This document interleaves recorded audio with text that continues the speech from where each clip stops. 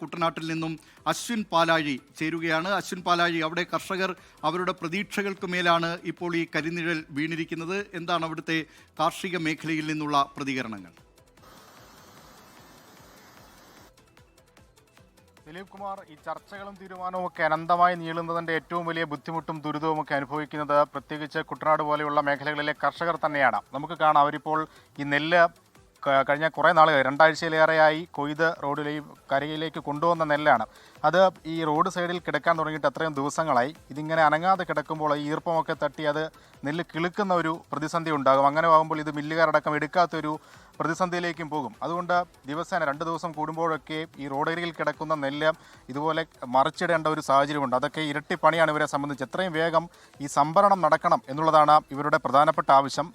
ഈ മില്ലുടമകൾ പറയുന്ന 2 കാര്യങ്ങളുണ്ട്. അതിലൊന്ന്, ഈ കുട്ടനാട്ടിലെ നെല്ലൊന്നും ഈ ഇത്രയും കിഴിവിലെടുക്കാൻ കഴിയുന്ന, അല്ലെങ്കിൽ കിഴിവ് കുറച്ച് ഈ 14 രൂപ കിൻഡലിന് 14 കിലോ എന്നുള്ളത് അവരെ സംബന്ധിച്ച് അതേ പറ്റുള്ളൂ എന്ന് പറയുന്നു. കുട്ടനാട്ടിലെ നെല്ല് അത്രത്തോളം ഗുണനിലവാരമുള്ളതല്ല എന്നുള്ളതാണ് അവരുടെ ഒരു വാദം. പക്ഷേ കർഷകർ ചൂണ്ടിക്കാണിക്കുന്ന ഒരു കാര്യമുണ്ട്. ഇതിൽ കൂടുതൽ നെല്ല് എങ്ങനെയാണ്, ഇതിൽ മികച്ച നെല്ല് എങ്ങനെ അവർക്ക് ഉണ്ടാക്കാൻ കഴിയുമെന്നൊരു ചോദ്യമാണ് ചോദിക്കുന്നത്. നല്ല ചേട്ടാ, കാരണം ഈ 14 കിലോയ്ക്ക് 14 എന്ന് പറയുമ്പോൾ, കിൻഡലിന് 14 എന്ന് പറയുമ്പോൾ നിങ്ങളെ സംബന്ധിച്ച് അംഗീകരിക്കാൻ കഴിയുന്നതാണോ?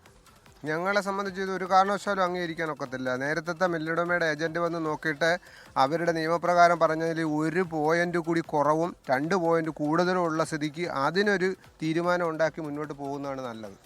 അല്ലാതെ ഞങ്ങൾക്ക് അധികൃതർ, ഇന്നലെ മുഖ്യമന്ത്രി ഇതിനടുത്ത് തീരുമാനം എടുത്ത ഉറച്ചൊരു വിശ്വാസം ഉണ്ടായിരുന്നു. എന്നിട്ടും അത് ഇലച്ചക്കയായിട്ട് ഇങ്ങനെ പിരിഞ്ഞും കുഴഞ്ഞും കിടക്കുന്നത് കൊണ്ടുള്ള ആശങ്കയിലാണ്.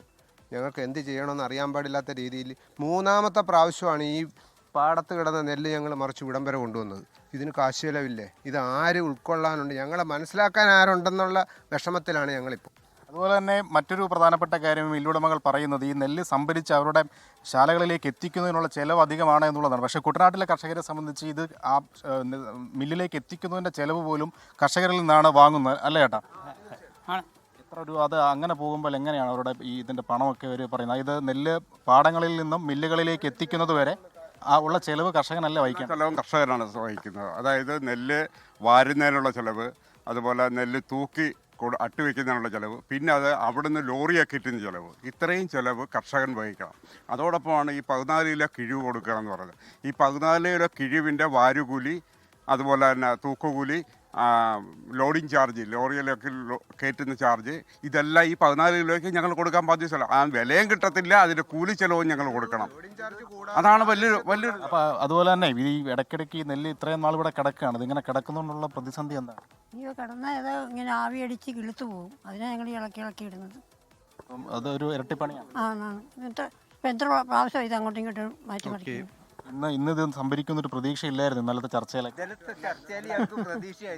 അതെ, ഇന്നലെ പ്രതീക്ഷയുണ്ടായിരുന്നു. ദിലീപ് കുമാർ, എന്തായാലും അവരുടെ പ്രതീക്ഷകളെല്ലാം തെറ്റി. ഇനി ഇത് എന്ത് ചെയ്യും, എപ്പോൾ ഈ സംഭരണം ഉണ്ടാകും എന്നൊക്കെയുള്ള ആശങ്കയാണ് അവർ പങ്കുവയ്ക്കുന്നത്. അവരുടെ ജീവിതം അത്രത്തോളം ബുദ്ധിമുട്ടിലേക്ക് കൂടി പോവുകയാണ്. ലോകത്തെവിടെയായാലും ഏത് സമയത്തും 24 വാർത്തകളും ഓഗ്മെന്റഡ് റിയാലിറ്റി പാക്കേജുകളും എക്സ്പ്ലെയിനറുകളും വിശദമായി കാണാൻ ഞങ്ങളുടെ യൂട്യൂബ് ചാനൽ നിങ്ങൾക്ക് സബ്സ്ക്രൈബ് ചെയ്യാം.